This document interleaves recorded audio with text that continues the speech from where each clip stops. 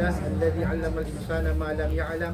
Asyhadu an la ilaha illallah wahdahu wa asyhadu anna Muhammadan 'abduhu wa rasuluhu wa la nabiyya ba'da.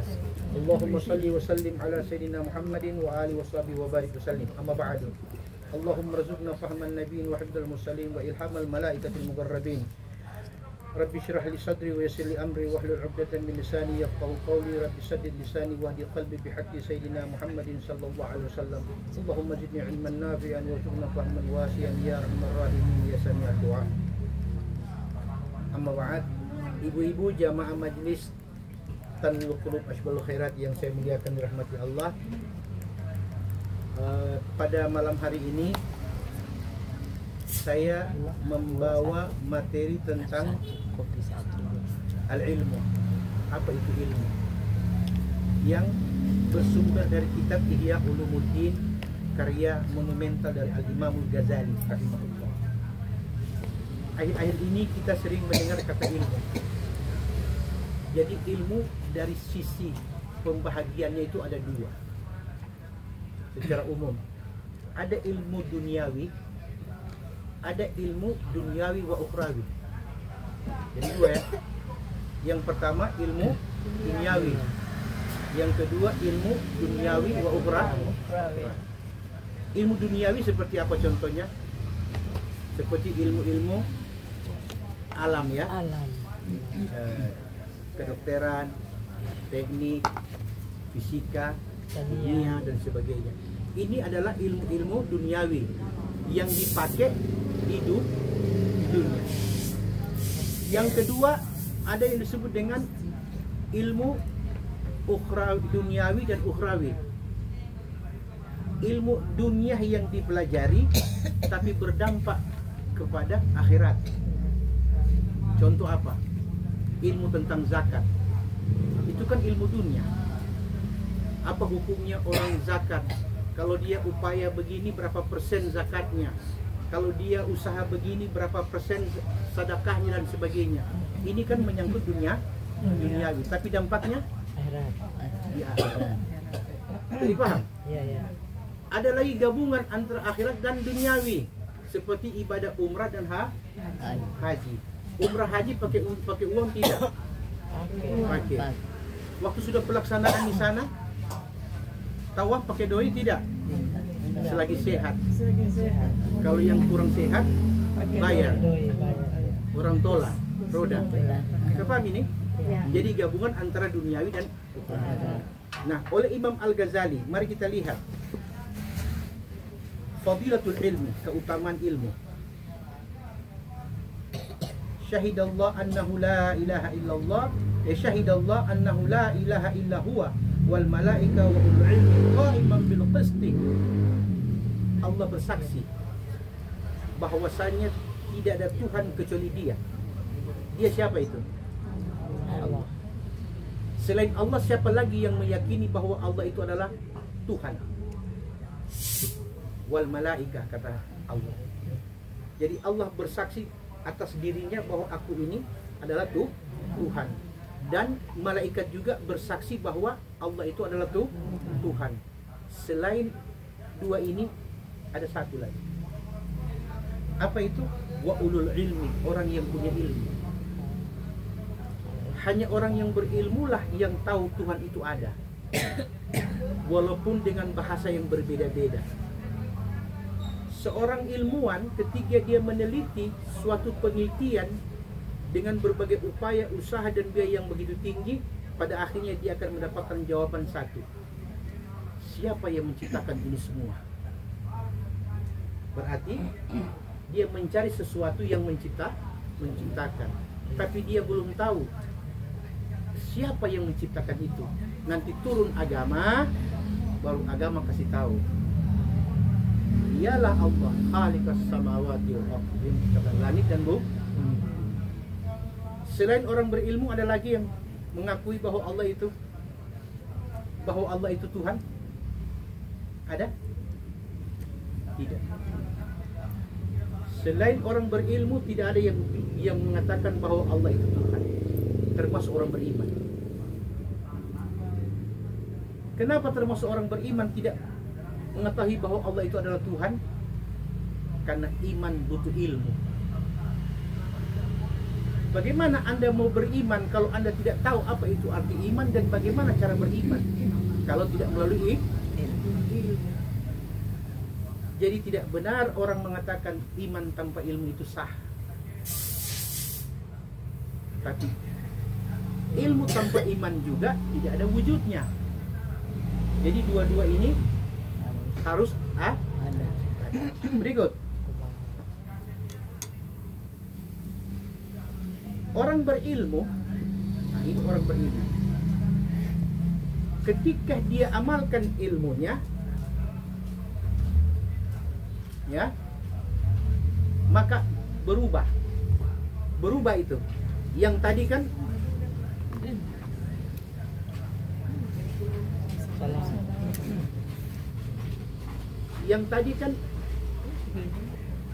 orang beriman tidak mungkin mengenal Allah. Tapi orang berilmu pasti akan mengenal Allah. Itu sebabnya kenapa orang berilmu itu harus melahirkan iman. Tanpa iman, maka ilmunya tidak punya wujud. Apa yang membuat orang sampai sholat? Ilmu atau iman? Iman. Ya, iman. Jadi wujudnya ilmu itu adalah Iman. Iman. Yang berwujud banyak bentuk itu iman. Sholat, puasa, zakat, haji, umrah dan sebagainya. Itulah wujud iman. Jadi kalau ada orang beribadah tanpa ilmu, apa yang terjadi? Pertama, jauh dari ridha Allah. Yang kedua, tidak disukai oleh baginda Nabi Muhammad SAW. Yang ketiga, surga tidak mungkin akan ia masuki. Jadi syarat orang masuk ke surga bukan ilmu, tapi wujud iman. Nah, bagaimana iman berwujud kalau tidak dibarengi dengan ilmu? Jadi semestinya harus bagaimana kita? Harus. Mana duluan, iman atau ilmu dulu? Ilmu dulu. Berarti ilmu dulu dicari. Iman. Tadi saya katakan ilmu itu ada dua. Yang pertama ilmu duniawi dan ilmu duniawi ukhrawi. Mana yang lebih utama? Ilmu duniawi atau ilmu duniawi ukhrawi? Ilmu duniawi ukhrawi. Itulah ilmu agama. Ilmu agama, ilmu yang dipelajari, diamalkan, melahirkan iman, iman melahirkan Takwa. amal melahirkan pahala. Pahala yang ditakar dan diukur oleh Allah sesuai dengan tingkat apa yang ada di hati, yaitu keikhlasan. Kira-kira kalau saya katakan, apakah ibadah selama ini, puasa, zakat, sholat dan sebagainya, kita khususkan kepada sholat, apakah sholat sudah mampu membuat kita merasa aman dari siksaan api neraka? Kenapa kita katakan belum? Berarti selama ini kita tidak pernah yakin dengan sholat kita. Yakin cuma Allah. Kalau yakin, kenapa kita katakan belum? Siapa yang bisa memberikan saya satu jaminan bahwa ibadah Anda selama ini sudah jauh dari api neraka? Tidak ada. Tidak ada. Kecuali agama yang kasih tahu. Kecuali agama. Agama inilah ilmu yang akan memberitahu kita tentang barometer, ukuran bahwa sholat kita ini sesuai dengan yang Allah inginkan. Apa itu yang Allah katakan dalam agama? Allah bilang, wa ma umiru illa liya'budullaha mukhlishin. Dan tidaklah mereka manusia diperintahkan menyembah Allah kecuali ikhlas. Tapi yang jadi masalah adalah ibu-ibu, ikhlas yang dimaksud oleh Allah yang bagaimana? Ikhlas yang dimaksud oleh Allah, ikhlas yang bagaimana? Karena lillahi ta'ala. Ilmu lagi yang kasih tahu. Ikhlas yang dimaksud oleh Allah adalah ketika sebelum dan sesudah sholat. Karena sholat tidak memberi jaminan kita ke surganya Allah. Oke? Apa fungsi sholat? Fungsi sholat adalah mencegah apa yang di dalam, yang sampai keluar. Mana Mana maksudnya ini?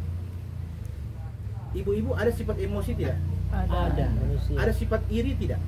Ada. Sifat dengki ada? Sifat bersaing ada? Ada. Semua sifat-sifat ini Allah kasih sama kita semua manusia. Dan sifat ini tidak boleh keluar. Kalau dia keluar, dosa.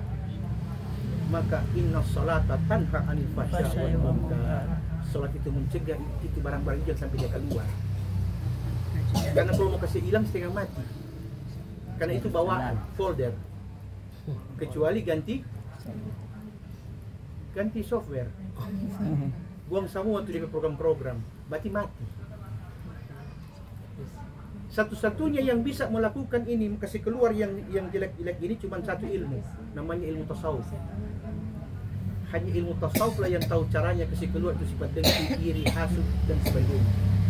Nah, orang ini rata-rata tidak mampu. 99% tidak mampu. Karena dia butuh latihan yang panjang. Sehingga ada satu kisah. Abu Yazid Al-Bustami, seorang wali dan seorang ulama di zamannya terkenal dengan ilmu dan karamahnya. Suatu saat dia melihat seekor anjing lewat di depannya, jubahnya diangkat, jangan sampai dijilat anjing. Karena orang ini adalah wali, seorang yang Allah beri kemuliaan, dia mengerti bahasa binatang. Ini anjing berkata kepada Abu Yazid, seorang wali Allah. Dia bilang, "Ya Aba Yazid, mengapa engkau menyingkap apa namanya? Coba. Gamismu yang panjang. Mengapa engkau mengangkat? Karena takut kena najis daripada aku. Aku ini kan sebagaimana hukum Allah, aku najis berat. Anjing babi kan najis berat. Apakah karena engkau ingin menghindari najis dari diriku ini sampai engkau mengangkat jubah? Ya Aba Yazid, sebenarnya najis dalam hatimu lebih najis daripada najis yang Allah berikan kepada aku. Karena najis yang ada padaku dengan air cukup menghilangkan itu, tapi najis di hatimu tidak ada yang bisa menghilangkannya kecuali engkau taubat kepada Allah. Itu Abu Yazid pulang ke rumah. Dia sholat selama 30 tahun hanya istighfar minta ampun kepada Allah hanya karena itu baju yang disingkat. Jadi kadang-kadang manusia melihat apa yang di luar dan tidak melihat apa yang tersimpan di dalam jiwanya. Makanya ilmu tasawuf dibutuhkan untuk membimbing, mengarahkan. Tapi persoalannya ilmu tasawuf itu adalah ilmu yang dipelajari sesudah kita mengamalkan ilmu-ilmu syariat. Contoh, ada berapa rukun wudhu? Ada berapa air yang boleh dipakai bersuci? Mana air suci dan mensucikan, mana air suci yang tidak mensucikan? Ini ilmu-ilmu yang kita pelajari di majlis taklim. Ilmu-ilmu ini kadang-kadang dianggap remeh oleh kita semua. Tapi nanti ketika sudah mendekat ajal, sudah sakit, sudah tidak mampu berbuat apa-apa, baru ada pikiran berkata, kenapa dari dulu saya tidak belajar ilmu agama? Ya kan? Nah, pertanyaan ini akan muncul, suka atau tidak suka, kesadaran itu akan muncul karena saat itu kita butuhkan ilmu itu. Coba ibu-ibu ucapkan la ilaha illallah. La ilaha illallah. Nabi bilang apa? Man kana akhiru kalamuhu bila ilaha illallah dakhalal jannah. Siapa yang menutup akhir hidupnya dengan la ilaha illallah, surga jaminannya. Tapi tahukah kita, kalimat ini mudah di waktu sehat dan kuat, tapi tidak di waktu sekarang. Terhijab itu lidah. Bisa dipahami? Ya. Kenapa terhijab? Ada yang mudah diucapkan dan ada yang sulit untuk diucapkan. Mengapa la ilaha illallah sulit diucapkan? Karena saat itu bagi dia dunia adalah segala-galanya dan akhirat adalah nomor 2. Maka la ilaha illallah tidak berfungsi.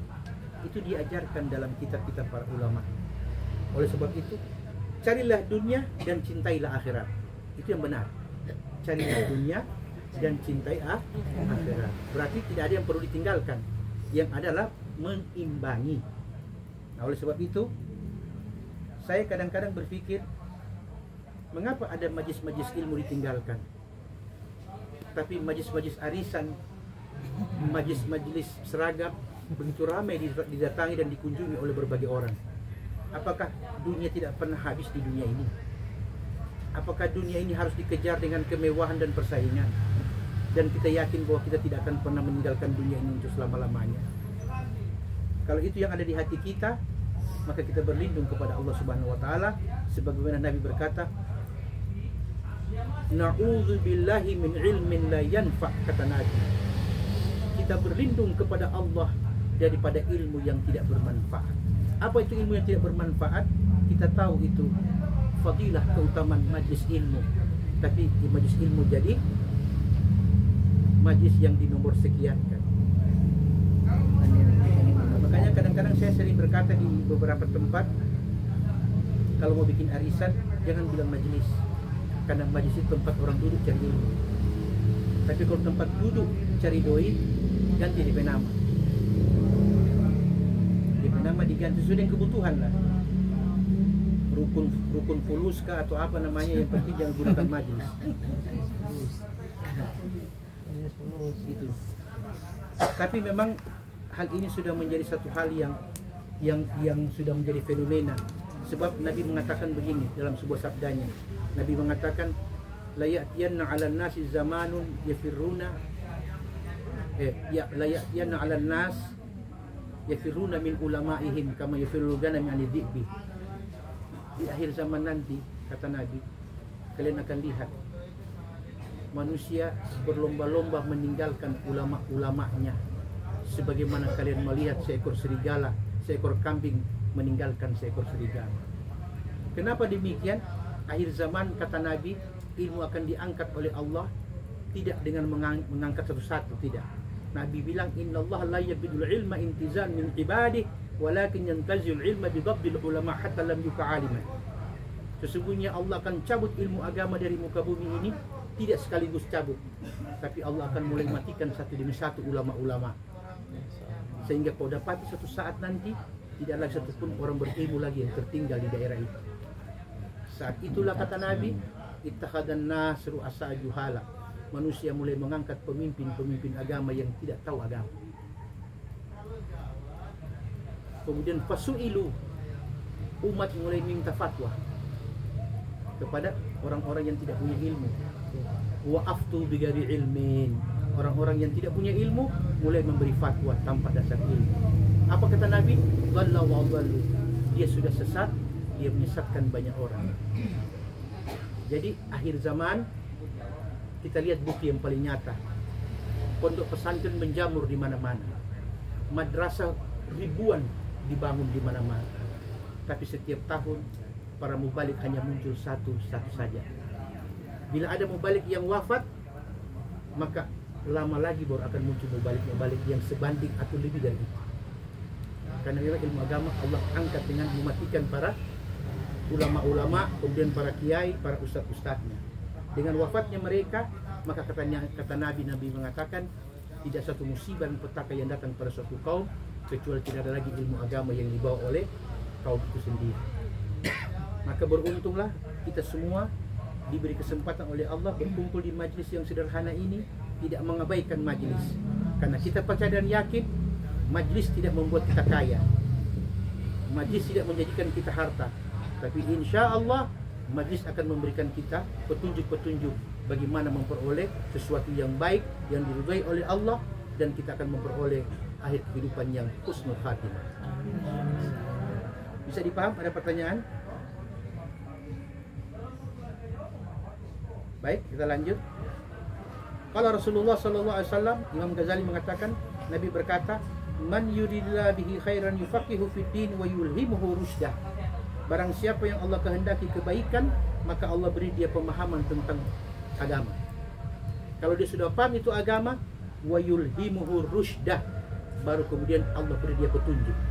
Jadi ilmu dulu baru petunjuk, bukan petunjuk dulu baru ilmu, tidak. Kenapa ilmu dulu baru petunjuk? Karena ilmu itu harus ada niat. Kalau tidak ada niat, sama dengan orang di sekolah.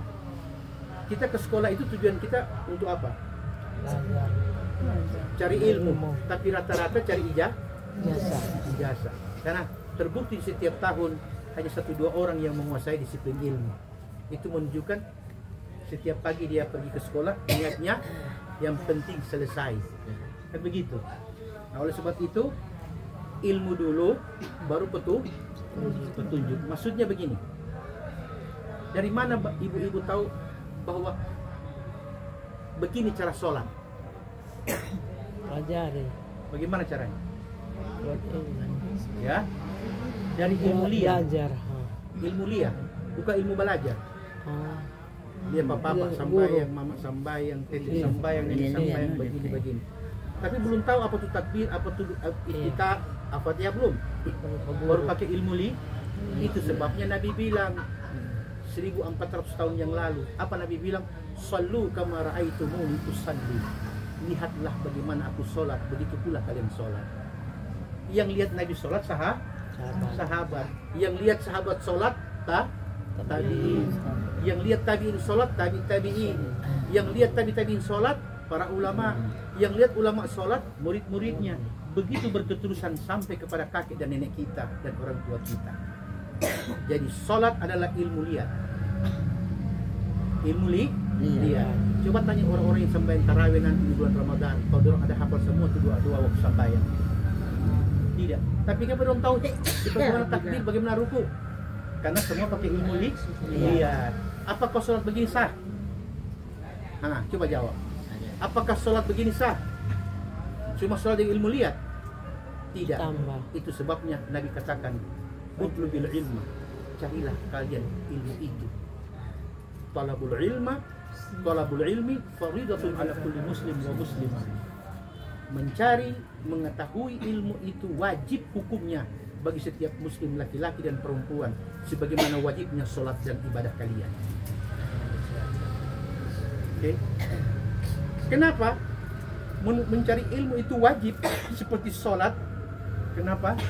Sah tidaknya sholat kita tergantung seberapa besar pengetahuan kita tentang sholat. Oke? Semakin paham kita bagaimana cara sholat yang benar menurut agama, semakin tenang cara ibadah kita. Nampak kelihatan itu orang sholat ada ilmu dengan tidak ada ilmu. Orang sholat ada ilmu walaupun buru-buru tapi tetap tenang. Orang sholat tanpa ilmu yang penting kalar. Ketahuan sekali. Jadi paham ini? Jadi ilmu itu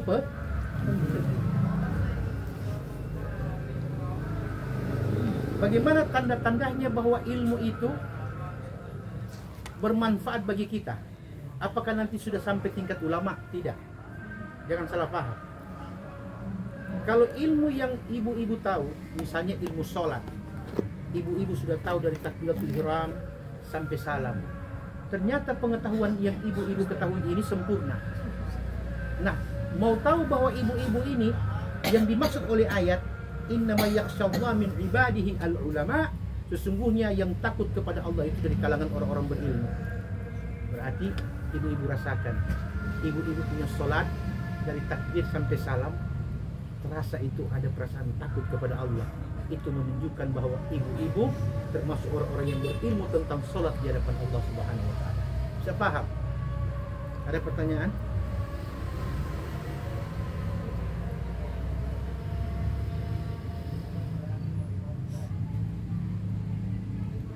Itu 7 ada yang bertanya.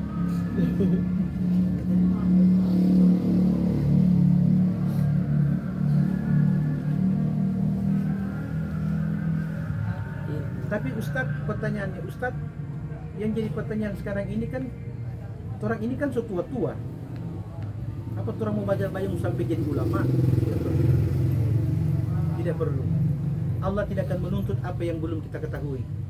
Tapi Allah akan tanya sesuatu yang sudah kita ketahui, yang tidak kita pakai. Jadi, seberapa umur yang Allah berikan, seberapa kesempatan yang Allah berikan, itulah waktu yang Allah berikan kepada kita. Jadi umur tidak menjadi ukuran orang berhenti untuk belajar. Karena ilmu agama tidak mengenal expired. Ilmu agama tidak mengenal expired. Nabi mengatakan utlubil ilma minal mahdi ilallah. Oke, tidak lagi.